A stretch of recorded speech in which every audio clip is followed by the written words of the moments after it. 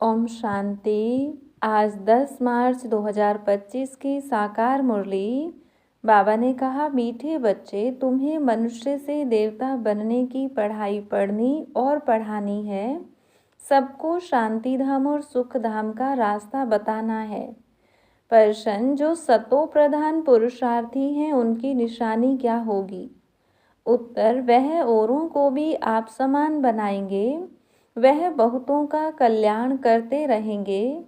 ज्ञान धन से झोली भरकर दान करेंगे। 21 जन्मों के लिए वर्षा लेंगे और दूसरों को भी दिलाएंगे। गीत। ओम नमो शिवाय। ओम शांति। भक्त जिसकी महिमा करते हैं, तुम उनके सम्मुख बैठे हो तो कितनी खुशी होनी चाहिए। उनको कहते हैं शिवाय नमः। तुमको तो नमः नहीं करना है। बाप को बच्चे याद करते हैं, नमः कभी नहीं करते। यह भी बाप है, इनसे तुमको वर्षा मिलता है। तुम नमः नहीं करते हो, याद करते हो। जीव की आत्मा याद करती है। बाप ने इस तन का लोन लिया है। वह हमको रास्ता बता रहे हैं। बाप से बेहद का वर्षा कैसे लिया जाता है, तुम भी अच्छी रीति जानते हो। सतयुग है सुख धाम और जहाँ आत्माएं रहती हैं उसको कहा जाता है शांति धाम। तुम्हारी बुद्धि में है कि हम शांति धाम के वासी हैं। इस कलयुग को कहा ही जाता है दुख धाम। तुम जानते हो हम आत्माएं अब स्वर्ग में जाने के लिए मनुष्य से देवता बनने के लिए पढ़ रही हैं। यह लक्ष्मी नारायण देवताएं हैं ना। मनुष्य से देवता बनना है नई दुनिया के लिए। बाप द्वारा तुम पढ़ते हो। जितना पढ़ेंगे पढ़ाई में पुरुषार्थ कोई का तीखा होता है, कोई का ढीला होता है। सतो प्रधान पुरुषार्थी जो होते हैं वह दूसरे को भी आप समान बनाने का नंबरवार पुरुषार्थ कराते हैं। बहुतों का कल्याण करते हैं। जितना धन से झोली भर कर और दान करेंगे उतना फायदा होगा। मनुष्य दान करते हैं, उसका दूसरे जन्म में अल्पकाल के लिए मिलता है। उसमें थोड़ा सुख, बाकी तो दुख ही दुख है। तुमको तो 21 जन्मों के लिए स्वर्ग के सुख मिलते हैं। कहाँ स्वर्ग के सुख, कहाँ यह दुख। बेहद के बाप द्वारा तुमको स्वर्ग में बेहद का सुख मिलता है। ईश्वर अर्थ दान पुण्य करते हैं ना, वह है इनडायरेक्ट। अभी तुम तो सन्मुख हो ना, अब बाप बैठ समझाते हैं। भक्ति मार्ग में ईश्वर अर्थ दान पुण्य करते हैं तो दूसरे जन्म में मिलता है। कोई अच्छा करते हैं तो अच्छा मिलता है, बुरा पाप आदि करते हैं तो उसको ऐसा मिलता है। यहाँ कलयुग में तो पाप ही होते रहते हैं, पुण्य होता ही नहीं। करके अल्पकाल के लिए सुख मिलता है। अभी तो तुम भविष्य सतयुग में 21 जन्मों के लिए सदा सुखी बनते हो। उसका नाम ही है सुख धाम। प्रदर्शनी में भी तुम लिख सकते हो कि शांति धाम और सुख धाम का यह मार्ग है। शांति धाम और सुख धाम में जाने का सहज मार्ग। अभी तो कलयुग है ना। कलयुग से सतयुग, पतित दुनिया से पावन दुनिया में जाने का सहज रास्ता, बिगर कोड़ी खर्चा। तो मनुष्य समझें, क्योंकि पत्थर बुद्धि है ना। बाप बिल्कुल सहज करके समझाते हैं। इसका नाम ही है सहज राजयोग, सहज ज्ञान। बाप तुम बच्चों को कितना सेंसिबल बनाते हैं। यह लक्ष्मी नारायण सेंसिबल है ना। भले श्री कृष्ण के लिए क्या क्या लिख दिया है। वह हैं झूठे कलंक। श्री कृष्ण कहता है, मैया मैं नहीं माखन खायो। अब इसका भी अर्थ नहीं समझते। मैं नहीं माखन खायो तो बाकी खाया किसने। बच्चे को दूध पिलाया जाता है, बच्चे माखन खाएंगे या दूध पिएंगे, यह जो दिखाया है मटकी फोड़ी आदि आदि, ऐसी कोई बातें हैं नहीं। वो तो स्वर्ग का फर्स्ट प्रिंस है। महिमा तो एक शिव बाबा की ही है, दुनिया में और किसकी महिमा है नहीं। इस समय तो सब पतित हैं, परंतु भक्ति मार्ग की भी महिमा है। भक्त माला भी गाई जाती है ना। फीमेल्स में मीरा का नाम है, मेल्स में नारद मुख्य गाया हुआ है। तुम जानते हो, एक है भक्त माला, दूसरी है ज्ञान की माला। भक्त माला से रुद्र माला के बने हैं, फिर रुद्र माला से विष्णु की माला बनती है। रुद्र माला है संगम युग की, यह राज तुम बच्चों की बुद्धि में है। यह बातें तुमको बाप सम्मुख बैठ समझाते हैं। सम्मुख जब बैठते हो तो तुम्हारे रोमांच खड़े हो जाने चाहिए। ओहो सौभाग्य, 100% दुर्भाग्यशाली से हम सौभाग्यशाली बनते हैं। कुमारियां तो काम कटारी के नीचे गई नहीं हैं। बाप कहते हैं वह है काम कटारी, ज्ञान को भी कटारी कहते हैं। बाप ने कहा है ज्ञान के अस्त्र शस्त्र, तो उन्होंने फिर देवियों को स्थूल अस्त्र शस्त्र दे दिए हैं। वह तो है हिंसक चीज़ें। मनुष्यों को यह पता नहीं है कि स्वदर्शन चक्र क्या है। शास्त्रों में श्री कृष्ण को भी स्वदर्शन चक्र दे हिंसा ही हिंसा दिखा दी है। वास्तव में है ज्ञान की बात। तुम अभी स्वदर्शन चक्रधारी बने हो, उन्होंने फिर हिंसा की बात दिखा दी है। तुम बच्चों को अब स्व अर्थात चक्र का ज्ञान मिला है। तुमको बाबा कहते हैं ब्रह्मा मुख वंशावली ब्राह्मण कुलभूषण स्वदर्शन चक्रधारी। इनका अर्थ भी अभी तुम समझते हो। तुम्हारे में सारे 84 जन्मों का और सृष्टि चक्र का ज्ञान है। पहले सतयुग में एक सूर्यवंशी धर्म है, फिर चंद्रवंशी, दोनों को मिलाकर स्वर्ग कहा जाता है। यह बातें तुम्हारे में भी नंबरवार सबकी बुद्धि में हैं। जैसे तुमको बाबा ने पढ़ाया है, तुम पढ़कर होशियार हुए हो, अब तुमको फिर औरों का कल्याण करना है, स्वदर्शन चक्रधारी बनना है। जब तक ब्रह्मा मुख वंशावली नहीं बने तो शिव बाबा से वर्षा कैसे लेंगे। अभी तुम बने हो ब्राह्मण, वर्षा शिव बाबा से ले रहे हो, यह भूलना नहीं चाहिए, पॉइंट नोट करनी चाहिए। यह सीढ़ी है 84 जन्मों की। सीढ़ी उतरने में तो सहज होती है। जब सीढ़ी चढ़ते हैं तो कमर को हाथ दे कैसे चढ़ते हैं, परंतु लिफ्ट भी है।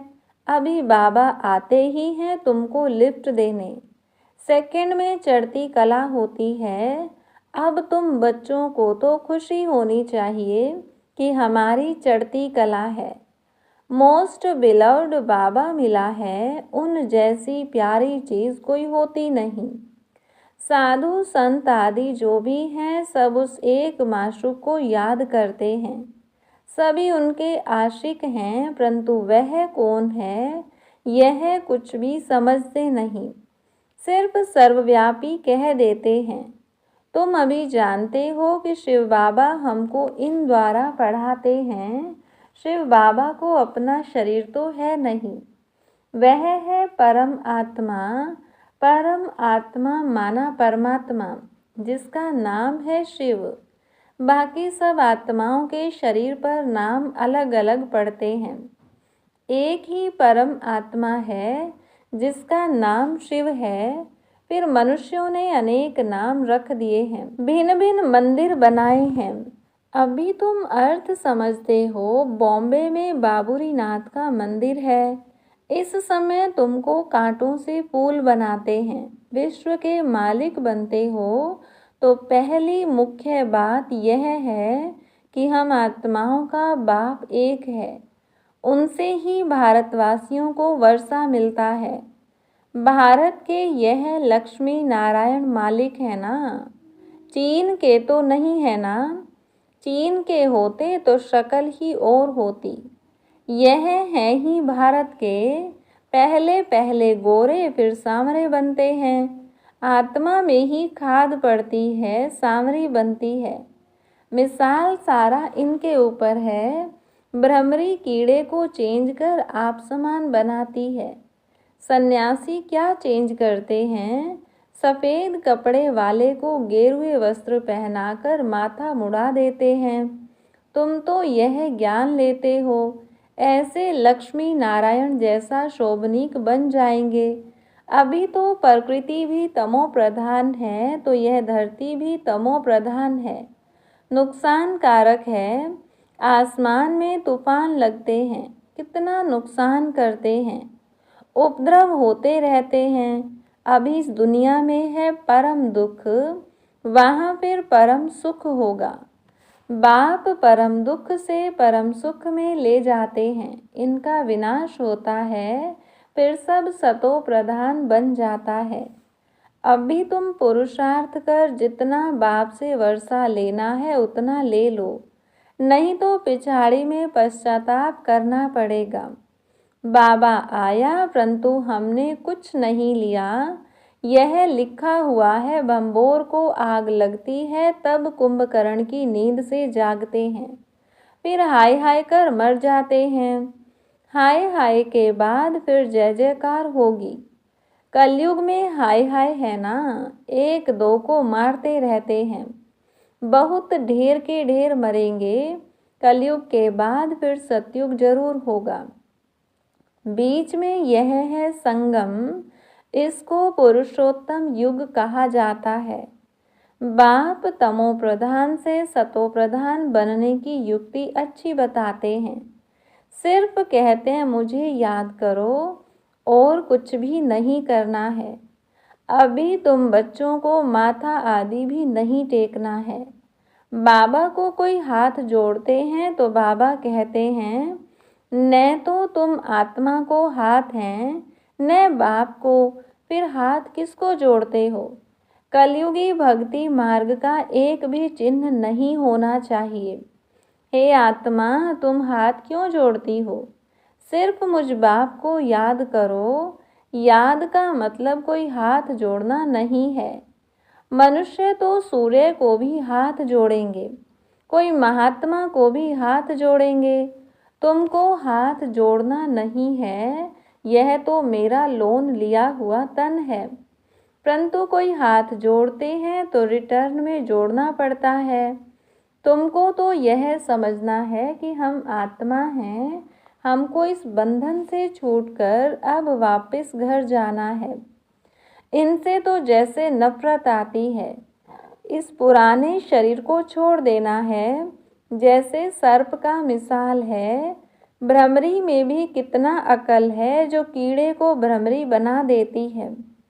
तुम बच्चे भी जो विषय सागर में गोते खा रहे हैं, उनको उससे निकाल क्षीर सागर में ले जाते हो। अब बाप कहते हैं चलो शांति धाम। मनुष्य शांति के लिए कितना माथा मारते हैं। सन्यासियों को स्वर्ग की जीवन मुक्ति तो मिलती नहीं। हाँ, मुक्ति मिलती है, दुख से छूट शांति धाम में बैठ जाते हैं। फिर भी आत्मा पहले पहले तो जीवन मुक्ति में आती है, पीछे फिर जीवन बंध में आती है।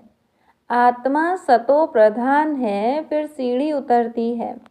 पहले सुख भोग, फिर उतरते उतरते तमो प्रधान बन पड़े हैं। अब फिर सबको वापस ले जाने के लिए बाप आए हैं। बाप कहते हैं मुझे याद करो तो तुम पावन बन जाएंगे। बाप ने समझाया है, जिस समय मनुष्य शरीर छोड़ते हैं तो उस समय बड़ी तकलीफ भोगते हैं, क्योंकि सजाएं भोगनी पड़ती हैं। जैसे काशी कलवट खाते हैं, क्योंकि सुना है शिव पर बलि चढ़ने से मुक्ति मिल जाती है। तुम अभी बलि चढ़ते हो ना, तो भक्ति मार्ग में भी फिर वह बातें चलती हैं, तो शिव पर जाकर बलि चढ़ते हैं। अब बाप समझाते हैं वापस तो कोई जा नहीं सकते, हाँ इतना बलिहार जाते हैं तो पाप कट जाते हैं, फिर हिसाब किताब नए सिर शुरू होता है। तुम इस सृष्टि चक्र को जान गए हो, इस समय सबकी उतरती कला है। बाप कहते हैं मैं आकर सर्व की सद्गति करता हूँ, सबको घर ले जाता हूँ, पतितों को तो साथ नहीं ले जाऊंगा, इसलिए अब पवित्र बनो तो तुम्हारी जोत जग जाएगी। शादी के टाइम स्त्री के माथे पर मटकी में जोत जगाते हैं, यह रस्म भी यहाँ भारत में ही है।